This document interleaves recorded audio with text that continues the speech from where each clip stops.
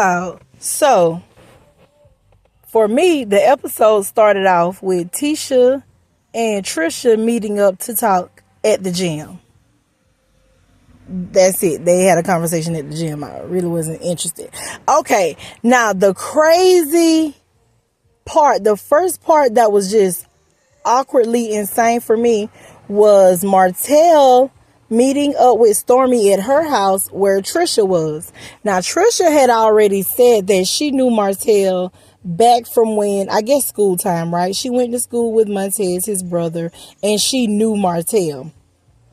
Martel is a good liar, honey. That man puts on so well. He should be an actor. He walked in that house and he introduced himself to that woman like, hey, I'm Martel. Who are you? He sat there for a good little minute and pretended like he did not know who that woman was. She's sitting there looking all awkward and starstruck. And let me tell you something. Tricia and her dentures cannot be trusted. Maybe I'm prejudging this woman and I need to give it a little more time. But Tricia and her dentures, baby, I do not trust. She was sitting there like a scared little schoolgirl, nervous little schoolgirl whose crush just walked in the room. And for the whole time that Martel was pretending like he did not know this woman, she allowed him to. Up until he admitted, yeah, I know her. She went to school with my brother. Okay, and what? And what? Because it's something more to it. If you say you haven't seen this woman in years, when you leave, she says she saw you a couple months ago. You acted like you didn't know her. What's going on? And when she started to go in on the timeline and he was like, no, let's not worry about the timeline. And she was like, but before or after her daughter's birth? How old is her daughter? How old is her child? How old is this child that she's speaking of? Because this is giving me, okay, this is somebody I cheated on my wife with, my ex-wife with. And I don't want that out there, or she didn't want that out there. Y'all can say what y'all want. But Tricia can't be trusted, and I feel so bad for that man. Now we're going to jump into the scene with her and her boyfriend, or her and her side man, or whatever you want to call it, because this woman is still married. Now, it seems to me that this man may have had his time in the street, ran around, dib-dab, did whatever he did. Now he ready to settle down, right?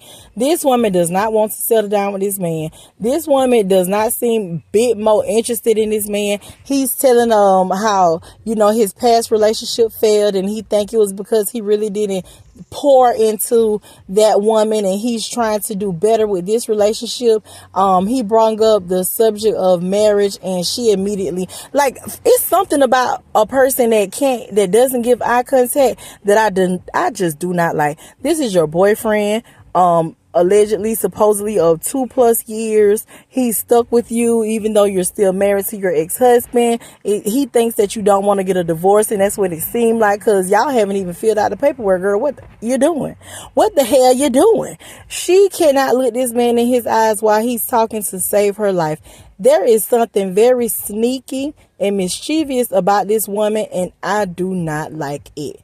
Now, when Martel left, and she sat up and she was talking with Stormy, and Stormy was like, what's going on? What's going on?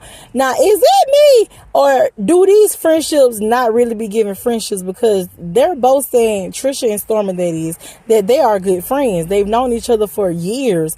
They communicate well. Well, I don't understand how close of friends y'all can be if your friend is on a television show with someone you knew from high school and y'all just don't discuss it until you get on the show.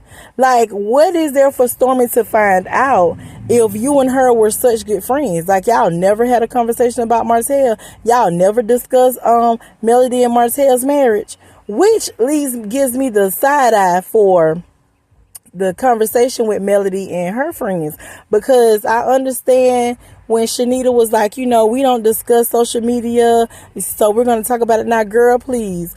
You and your friend was going through something so horrific in her life, and social media played a big part of it. Girl, we know y'all sat down and talked about it, and this is probably content that y'all have to use for the show, so I get it, I understand. But don't tell us y'all ain't never talk about it, Shanita, because y'all definitely had conversations about it. Other than that, I enjoyed the scene with Melody and her friends. It was very cute. The little setup that the setup that Mel had for her friends was very cute. And I want to get friends. I want to do that for my friends one day. But I ain't got time to be dealing with no women, they drama, and they mess. Now, the last thing that kind of struck me as odd. Well, it didn't strike me as odd. But Sonny, you was a goddamn fool. Sonny girl, you was a goddamn fool. When Moses came in and was telling her about the dinner with Destiny or the meetup with Destiny, and she was asking all those questions, baby, I would have been asking them questions too. And to tell you the truth, I wouldn't have had to ask those questions because I would have been there. I would have been there. There's no reason for you to be there. This woman, this is your ex. She's upset with the both of us. I need to know what the conversation's about. So her asking all those questions, she knew the answer to them, baby. You knew Destiny wasn't fit to meet up with that man looking thrown away and broke. You knew she wasn't fit to go up there meeting that man looking broken. She was going to look her best. And she looked very nice. Now, when he threw in a little, oh, and I didn't have on my wedding ring. Why not? Why not? And then had she come telling him, oh, well, for now on, make sure you have it because I don't need these little chicks talking about, oh, he didn't have on his wedding ring. Girl, that man didn't wear that ring for a reason. Now, Destiny was giving very much so broke vibes at that dinner table when she kept implying that he was supposed to take care of her and her son. Now, the thing that I can't agree with Sonny on is it seems as if Destiny and Moses got together fairly quickly after her divorce. That timeline there was always kind of iffy to me. So she shouldn't have been in a relationship that quick. And then to expect for the man to just take care of you and your child, girl, I don't understand. But the thing about it is, Moses to me gives guilty.